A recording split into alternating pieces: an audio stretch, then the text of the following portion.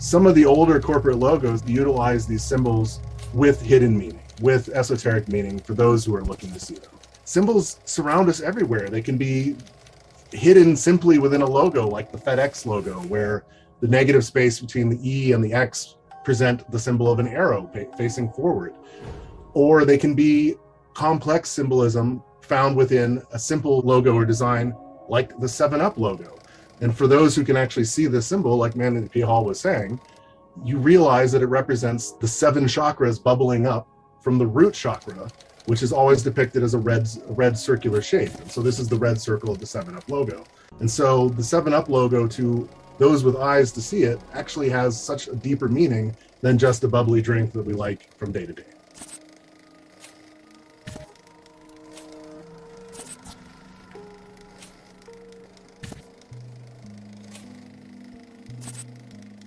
The magic of symbols comes back to 3 simple shapes. And the shapes are the triangle, the square, and the circle. And how do you make these shapes? Well, the circle you make with a compass, right? And so you use the compass to create the circle. The square, you use a squared straight edge or ruler to create a square. And to create the triangle, you use both the squared straight edge and the compass. And it's fascinating that going back into secret societies, the compass and the squared straight edge is the symbology for the Freemasons. And so this is a really interesting aspect, that we're learning these shapes using these old tools and techniques. And what's interesting about these 3 shapes is they can take on 4 different multipliers that totally change their meaning. And these 3 shapes literally are the building blocks for every single symbol and logo and icon out there. And so if we add the multipliers, we have numerology that we can add. And so we assign numbers to these shapes. The triangle has 3 sides. The square has 4 sides. The circle has 1 side. And we add this up and it equals 8. Well, 8 is a magical number, right? In gematria, this is what we would do. We would add these numbers together to create 8. And we're surrounded by 8 every day and don't really realize it. We have 8 fingers on our hands. Thumbs are not considered fingers. If you want to win the game of pool or lose the game of pool, you sink the 8 ball. There's 8 notes in a magical octave, and it starts on 1 note and it ends on the same note, but it's at a higher frequency. We're surrounded by 8 3 times in the day. So the first 8 hours of the day is the morning, the second 8 hours of the day is the midday, and the third 3 hours of the day, or 8 hours of the day, is the evening. And combined, this makes 24 hours, and so on. And so these shapes, definitely take on some interesting multipliers. A second multiplier is adding color theory to these shapes. And so in color theory, we either add light color. Everything that we're surrounded by is either the abundance of light or the absence of light. Everything that we see comes from light. And so if we assign red to the triangle, green to the square, and blue to the circle, we have RGB, red, green, blue. And when we combine these 3 light colors together, it creates a bright white light. If we were to use these 3 colors as pigments or printed colors, and we combine red, green, and blue as a printed or pigment color, we get a rich black, is what we call it in the design world. And it's interesting because this is representational of as above, so below. So you have the brightness of the sky, and then you have the richness of the soil beneath. You see the symbolism in the infinity and the unity of the yin and yang symbol. I like to look at this as an island in the middle of the ocean meets an oasis in the middle of the desert, and there's the Kundalini energy that connects the two between. If you look into movie symbolism, I love to quote Star Wars. If you look at the first 3 movies of the Star Wars saga, 4, 5, and 6, you have this interesting story of Luke Skywalker. And so Luke is symbolic of Lucius, or the sun, walking across the sky. And when it gets to night, he is fighting his dark father, Darth Vader, all the way until the next day when the sun vindicates or liberates the night sky, okay? And so this is symbolic of the 3 movies. The first movie, you have Luke's story. The second movie, he's fighting his father. And in the third movie, he vindicates and validates his father by becoming the son that he has to become. And so the symbolism here is fascinating and amazing. And then you take it one step further and you add elements to these 3 shapes and 3 colors. And so the red triangle becomes the element of fire. The green square becomes the element of earth. The blue circle becomes the element of water. And these are alchemical symbols, because if you put together the prima materia, the earth, and the sacred water, and you boil it and burn it down with the fire, what you're left with is this white powder, this philosopher's stone, or the mana, which is a white light stone, which is incredibly fascinating. But then we can take it one step even further, and we add dimensionality to these three shapes. And so the red fire triangle becomes the pyramid. Well, we know in ancient Greek, pyramidium means the fire in the middle, okay? And so then the square, which is the green earth square, becomes the cube. And the cube is representational of the earth. It has 6 sides, it's dimensional. It can be measured as through cubits or through the ruler, or if you're a despot or a monarch or something, you would also rule the land of the earth. And the 6 sides represent the 6 continents of the planet.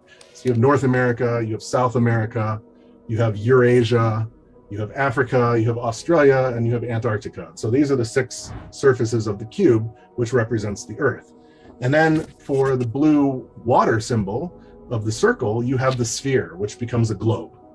And how do you navigate the globe? With a compass. And so you're back to this ruler and this compass aspect. And so in Zoroastrian, Zoroaster himself said that the greatest symbol of the human is to stack these 3 magical shapes together to create the symbol of the human. And so you have the circle, the triangle, and the square representing the symbology of the human. And this was like 1500 BC. And so if you take that symbology that he's talking about way back then and you apply all of these multipliers that we just talked about, the head becomes the water element. The upper torso becomes the pyramid or the fire element, and the lower torso becomes the cube or the earth element. And so when you look at the head, what do you look at? You see water, right? And so we ingest water through our mouths, we have our salivary glands, we have our mucus, we have our tear ducts. A lot of our sweat starts in our forebrow or our head, and we have the sacred water of the pineal gland, right? So then you move into the upper torso, and this becomes the pyramid or the upside down pyramid, and the fire is in the middle. Well, what is our fire in our middle? It's our heart. It's pumping our red fire blood, right? But then we also have all of our processing organs within the upper torso as well, and they are burning the fuel that we feed our bodies to make our bodies work. And then in the woman, you have the sacred womb space, which is a generator for the next generation of life. And so then you move into the lower torso, and this is representation of earth. And in our lower torsos, we are grounded to the earth. Through our excrement, we refertilize the earth. And for men, our sacred seed comes from this lower element of earth. It's the earth seed, and it fertilizes the egg in the womb, which creates the spark or the fire of life in the generation or generator of the womb, creating the next life. And so all of these symbols together create this magical aspect of symbolism, and it can then be applied to corporate logos or esoteric knowledge as well, moving it into different directions. And so coming full circle back around to corporate logos, this is a fascinating question, a fascinating topic. Some of the older corporate logos, I believe, utilize these symbols with hidden meaning, with esoteric meaning for those who are looking to see them. In my own field, I've created logos that definitely utilize these aspects, but if we're looking at corporate logos that represent, like, for instance, the circle, we can look at the ESA or European Space Agency logo, which is a dark blue circle representing the water of Earth. The E represents Europe or the Earth, and then there's a dot in the circle. And if you look at the dot, this could be a satellite, it could be the moon, it could be the star of Sirius. There are different representations of what it could mean. Or you look at a logo like the AT&T logo, and you also have a blue sphere. And through the blue sphere are stripes, white stripes, and these represent telecommunication or fiber optics. But if you're looking at it as a water or sphere element, then these stripes actually represent the clouds that cover the water. And so there's an interesting esoteric background to that symbol as well. If we're looking at triangle logos, look no further than Delta Airlines, right? Delta is the 4th letter of the Greek alphabet. Its symbol itself is a triangle, and the Delta logo is 3 pyramids rising from the ground. So it's showing flight. So you have a smaller pyramid, you have the negative space in between, which is the secondary pyramid, and then on top of that you have the 3rd pyramid, and they're both dimensional shapes. And then you get into the square logos. Well, we could look at the squares of the mind's eye with, or the stained glass windows of, and the windows to the eye of the Microsoft logo. But another logo that I really like to look at that has such magic involved in it is the Rubik's Cube and the Rubik's logo. And so here we are, a cube. It has 6 sides. There are 6 different colors, and each side has 9 squares or 9 facets of color. And to solve the puzzle of the box, you have to unify each side with a different color of these 9 squares. And what's fascinating with the number 9 is it's one of these master magical numbers. And so hidden right there in plain sight is a number that if you add it to itself or you multiply it by other numbers, the gematria of this number will always equal 9. For instance, 9 plus 9 is 18. 18 is 8 and 1, that's 9. Add another 9 and you have 27. 2 and 7 is 9. If you multiply 9 by 6 for the 6 sides of the Rubik's Cube, you have 54. Well, 54, 5 plus 4 is 9. And 9 is a magical symbol of man as well, because we spend 9 months in the womb. A lot of these companies have Masonic ties, and you will always see star symbolism within their logos. The star of Sirius, the dog star of Sirius FM, the dog with the star eye, or even OnStar, which is an interesting, company, because here we have 2 words within the word mark on star, which also represent the logo of on with the star.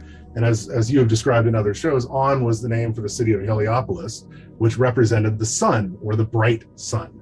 And so in Masonic tradition, the bright sun is always considered Sirius, and it's the sun that they revere within their structure and their symbolism as well. And so seeing logos that have a bright star or a bright sun singularity within the logo, if you know what to look for, this is a company that if you're a Mason, you can do safe business with. Or, a lot of the older logos pick this up. Some of the newer logos, not so much. But a lot of the older logos and old long-term corporate brands definitely have some of this stuff baked into them. Once society wakes up and starts seeing these symbols, it will have a profound change on society, because we start recognizing the simplicity of symbols around us. And so, you look at the movies, and I was talking about Harry Potter earlier, before we got back into some of the older esoteric stuff. And you look at the druids and the magicians, and what were they making their wands out of? They were making out of the wood of holly, or the holly tree. And when they would cast a spell, like the Patronus spell in Harry Potter, it would create a bright silver light that would bedazzle people. Well, symbolically today, we look to Hollywood, the wood of the holly, to dazzle or bedazzle us with the light across the silver screen. And so there's all these symbols, all around us every day.